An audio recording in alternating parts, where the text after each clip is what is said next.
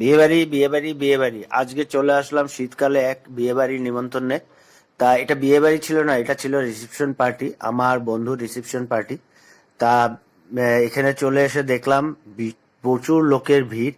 আর প্যান্ডেলটা ভালোভাবে সাজানো হয়েছিল, বেশ বড় করে প্যান্ডেল বানানো হয়েছিল, অনেক লোকজন ছিল, ফুল টুল লাইটিং, তারপরে গণেশ ঠাকুরের মূর্তি সব কিছু দিয়ে ভালোভাবে ডেকোরেট করা হয়েছিল।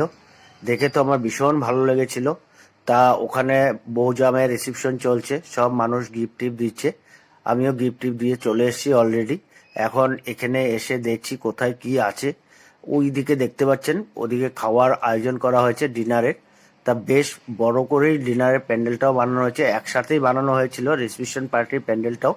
তা দেখতে কিন্তু ভীষণ ভালো ছিল, চারিদিকে লাইটিং, ফুল দিয়ে সাজানো, গণেশ ঠাকুরের মূর্তি সব মিলিয়ে একাকার হয়ে গেছে। আর আমার তো লক্ষ্য একটাই, কোথায় কি খাওয়া পাওয়া যাবে আমি দেখা শুরু করে দিয়েছি। তা প্রচুর মানুষের ভিড়, ভিড় ঠেলে ঠেলে স্টার্টার কাউন্টারে চলে গেলাম। স্টার্টার কাউন্টারে গিয়ে দেখি উড়ে বাবা, এ তো প্রচুর মানুষের ঝড় নেমেছে। তা গিয়েই দেখছি ওখানে রেশমি কাবাব বানানো হচ্ছে লাইভ।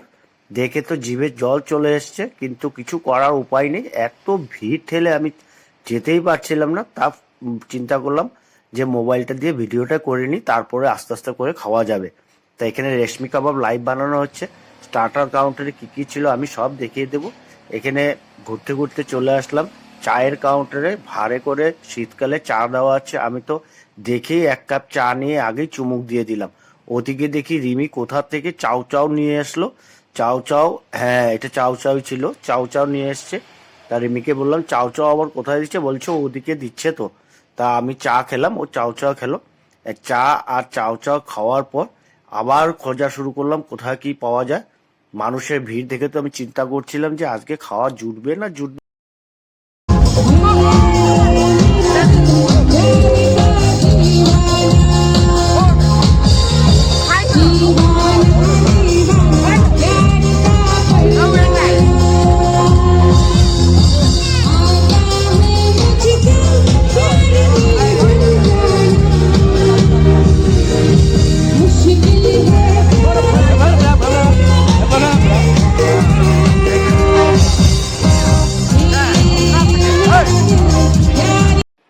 লাইভ অর্কেস্ট্রা আনা হয়েছিল, কিছুক্ষণ লাইভ অর্কেস্ট্রা শুনে গান ফান শুনে হজম ফজম করে চলে এসেছি আবার গ্রিল চিকেনের দিকে। এখানে গ্রিল চিকেনে এখানে এসে দেখি অনেক অনেক অনেকই ছিল, কিন্তু আমি তো ভালো পিস খাবো, তার জন্য আমি রিমিকে বললাম দেখো ভালো ভালো পিসগুলো বের করো, ওগুলোই খাবো। তা রিমি বললো ভালো পিস খুঁজে তো পাচ্ছি না, খুঁজে খুঁজে অনেক পরে একটা লেগ পিস পাওয়া গেছে।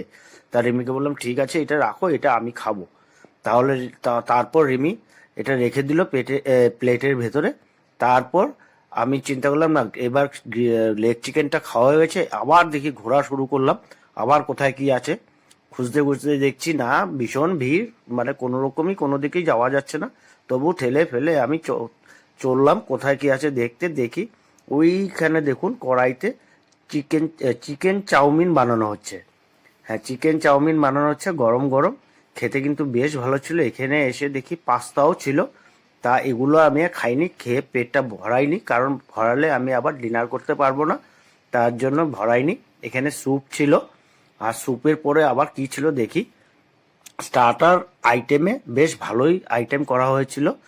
চা তো আপনারা আগেই দেখিয়ে দিয়েছি আপনাদেরকে, চা আর খাবো না, চা বেশি চা খেলে পেটটা ভরে যাবে, আমি আর ডিনার করতে পারবো না। আর আমার টার্গেট হলো মটনের দিকে, মটন কোথায় আছে কোথায় আছে পরে দেখাবো। ওখানে দেখছি পনির টিক্কা পনিরও বানানো হচ্ছে। তা টিক্কা পনিরের পরে এসে দেখলাম বাও, ফুচকা কাউন্টারও আছে, কিন্তু এসব তো আমি খাবোই না, ফুচকা ফুচকা খেয়ে এসব আমি পেট ভরাবোই না। আজকে পণ প্রতিজ্ঞা করে এসছি আমি মটনটাই খাবো। তা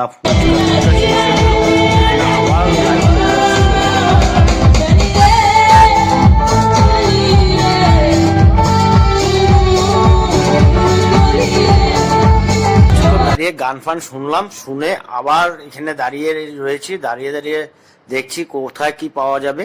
কিন্তু গানটা শুনতে বেশ ভালোই লাগছিল। ও কিন্তু রিমি স্টুডেন্ট, রিমি ওইখানে কিন্তু অর্কেস্ট্রা কোথাও থেকে ও ভাড়া করে আনেনি, সবাই নিজেরই মানুষ, যে যেরকম ভাবে পারছে সেই গেয়ে দিচ্ছে। তা রিমি স্টুডেন্ট বললো যে ও গান গাইবে, তা ওকে দিয়েও একটা গান গাওয়ানো হচ্ছে। বেশ ভালোই গেয়েছে, যারাই গান গেয়েছে সবাই ভালো গেয়েছে। তা আমি কিছুক্ষণ দাঁড়িয়ে ওর গানটা উপভোগ করলাম। তা এখানে মিউজিক ডাইরেক্টরকে দেখুন, এই দেখুন মিউজিক ডাইরেক্টর, দেখতে পাচ্ছেন তো, একদম ভীষণ ভালো হয়েছে। তা আবার চললাম কোথায় কি পাওয়া যায়, এইবার চলে আসলাম মেন কোর্সে। মেন কোর্সে আপনারা দেখতে পাচ্ছেন, দেখাই সবাইকে কি কি আছে। প্রথমে তো স্যালাড ফ্যালাড কি কি ছিল, ওই বাদাম পাদাম কি কি ছোলা ফোলা দিয়ে দিয়েছিল, এগুলো আমার লক্ষ্য নেই, টার্গেট নেই। এখানে ছিল বাটার নান। বাটার নানটা গরম গরম রাখা হয়েছে, যারা বাটার নান খাবে খাবে, না হলে খাবে না, আমি এসব খাই না। তাহলে সাদা ভাত রাখা ছিল, আমি সাদা ভাত নিয়েছিলাম।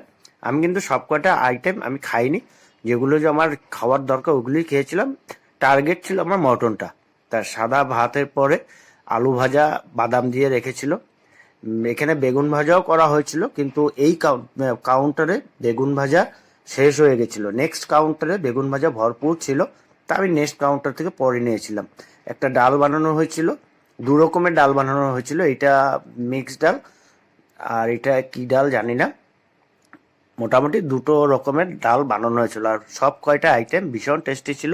এটা একটা ভেজ ছিল, সবজি ফবজি কি কি দিয়ে বানিয়েছে এগুলো আমার টার্গেট না। হ্যাঁ, ডিমটা কিন্তু আমি নিয়েছি, ডিমটা আমি খেয়েছি। ডিম কষাটা দেখে কিন্তু ভীষণ লোভনীয় লাগছিল, ডিম কষা। আর এইটা ছিল আপনার গলদা চিংড়ি। তা গলদা চিংড়িটা আমি ভালোভাবে দেখাতে পারলাম না, ওই ঘাতা দিয়ে কিন্তু ঘাটালে গলদা চিংড়িগুলো বেরিয়ে যেত। এইখানে ছিল কষা মুরগির মাংস। কষা মুরগিও আমি নিইনি, কারণ আমি মটন আর চিকেন দুটো একসাথে খাই না। এই দেখুন আমার লোভনীয় জিনিসটা চলে এসছে। আর এখানে কিন্তু মাটির হাঁড়ির ভেতর প্রথম পেলাম, মাটির হাঁড়ির ভেতর কোনো বিয়ে বাড়িতে মাংস সার্ভ করা হচ্ছে। আমার তো বেশ ভালো লেগেছিল, আর খেতেও ভীষণ ভালো ছিল। ভিডিওটা মোটামুটি শেষের পর্যায়ে চলে এসছে। আজকে যতক্ষণ পারবো আর দেখাবো, তারপর শেষ করে দেব। ওই কাউন্টারে বেগুন ভাজা ছিল না, এখানে বেগুন ভাজা চলে এসছে। প্রতি কয়টা আইটেম ভীষণ টেস্টি ছিল, আর এখানে ফ্রাইড রাইসও ছিল। আজকের জন্য ভিডিওটা এতটুকু।